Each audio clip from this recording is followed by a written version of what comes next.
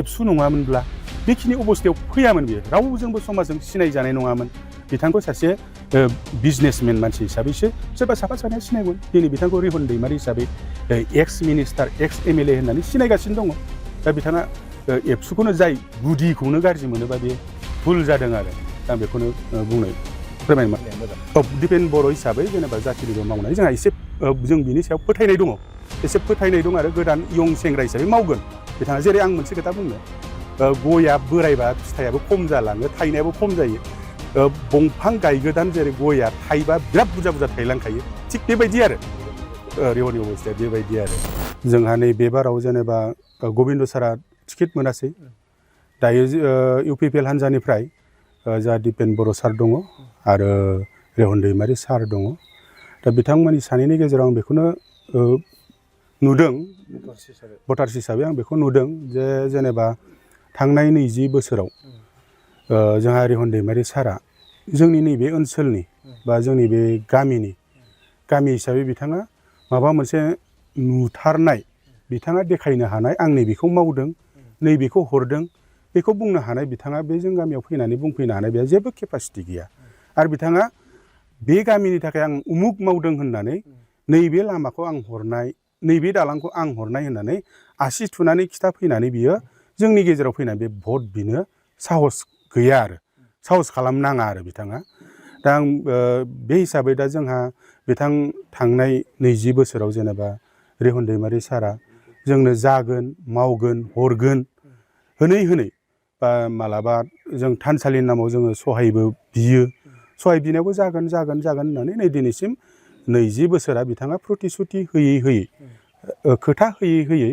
दिनैसिम जोंनि गामियाव जेबो मोननो हायाखै आरो खाथि खालानि गामियावबो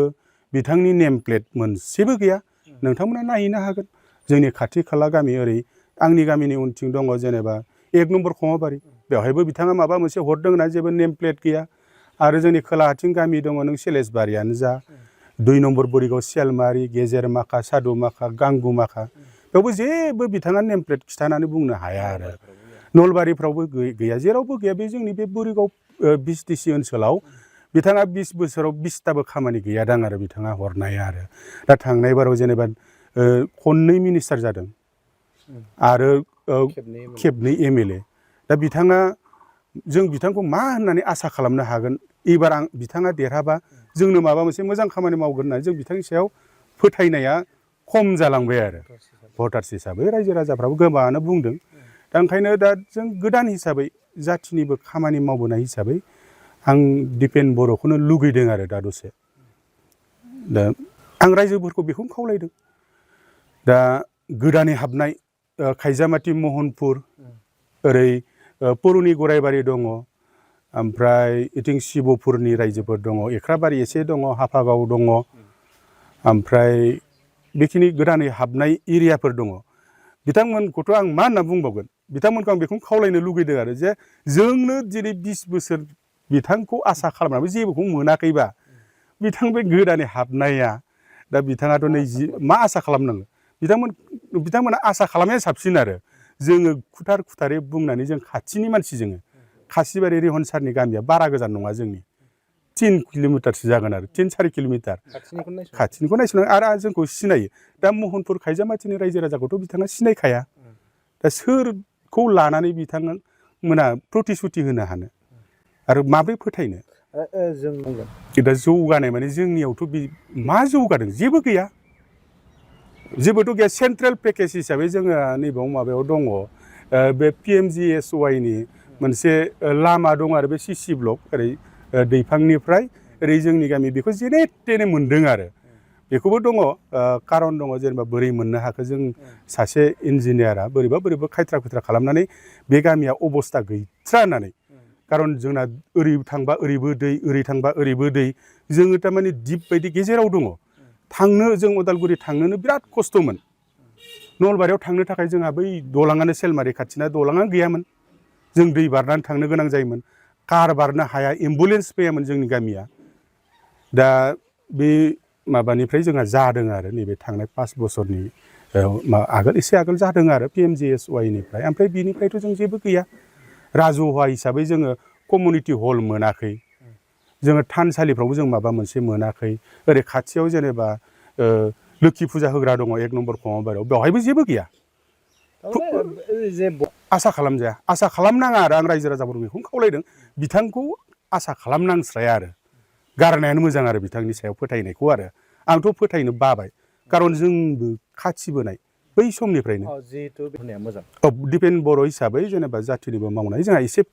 जों बिनि सायाव फोथायनाय दङ एसे फोथायनाय दं आरो गोदान इयं सेंग्रा हिसाबै मावगोन बिथाङा जेरै आं मोनसे खोथा बुंनो गया बोरायबा फिथाइयाबो खम जालाङो थायनायाबो खम जायो बंफां गायगोदान जेरै गया थाइबा बिराद बुरजा बुरजा थायलांखायो थिग बेबायदि आरो रेवनि अबस्थाया बेबायदि आरो दा आं बेखौनो माने रायजो राजाफोरखौ खावलायनो लुगैनानै माने दिपेन बर' सारखौनो सापर्ट खालामबा मोजां आं बेखौ सानदों आरो रेहन दैमारि सारखौ नैबे ससियेल मिडियायाव नुदों आरो बिथाङा मोनसे फंसे खोथा बुंबाय थादों आरो आं बेखौ गोसो सिङाव एसे लाजिनायबो मोनदों आरो दुखुबो मोनदों बिथाङा बुंदों जे एबसुआ एबसु हिसाबै थाबाय था माने राजनितिकआव फैदों होननानै बिथाङा बुंबाय थादों आरो सोंखारिदों आरो एबसुखौ खिन्थु आं बिथांखौ मोनसे खोथाखौ गोसोखांहोनो सानदों आरो बै समाव बे बिथांखौ जे जोङो प्रथमबार बिथाङाथ' सासे बिजनेसमेन मानसिमोन बिथाङा राजनितिकआव जेबो लोब्बा गैयामोन अब्ला बिथांखौ जोंनि एबसुनि मानसिया हमनानै लाबोनानै बिथांखौ टिकेट होनानै MLA गेलेहोदों आरो जों एबसु हिसाबै गोबां खस्थ' खालामदों आं नलबारि एबसु आनसलिकनि सासे बिबानगिरि दंमोन आरो लेङाइ नेहाथारि हिसाबै दंमोन बे समावहाय जों गोबां खस्थ' खालामदों देरहाहोनायाव जों खामानि मावदों एबसु हिसाबैनो जोङो केम्पिं खालामदों आरो बिथाङा दिनै मन्थ्रि जानो मोनबाय एबसुनि सापर्ट लायै लायैनो आरो MLA जाबाय 20 बोसोर बिथाङा दिनै मा हिसाबै एबसुखौ रायनो हाखो दिनै एबसुनि नोजोराव नुदों बिथाङा जेबो खामानि मावनो हायाखै सासे माने थांखि होनानै थांखिखौ मावफुंनाय सासे लिडार बे हिसाबै दिनै जोंनि रायजो राजाफ्रा बिथांखौ रिजेक्ट खालामनो थांगासिनो दङ बिथाङा नोजोर होदोंना होआखै बेखौ दा एबसुनि सायाव जानला मोनला बुंनो नाङा एबसुआ मोनसे हारिनि जाथिनि खामानि मावग्रा लिडार हिसाबै दा बे हिसाबै माने जोङो बेखौनो सानदों आरो एबसुनि सायाव बेबायदि बुंनाङा एबसुआ जायखौ सापर्ट खालामो अपेन सापर्ट खालामनो हो बेवहाय रावबो बुंनाङा जुदि बिथांमोना जुदि BPFखौनो सापर्ट खालामबा सापर्ट खालामदों खारन लिडारफ्रा मोजांब्ला मालाय सापर्ट खालामो रायजो राजाया बेखायनो आं खावलायदों आरो बिथाङा एबसुनि सायाव जानला मोनला ब्लेम होनाङा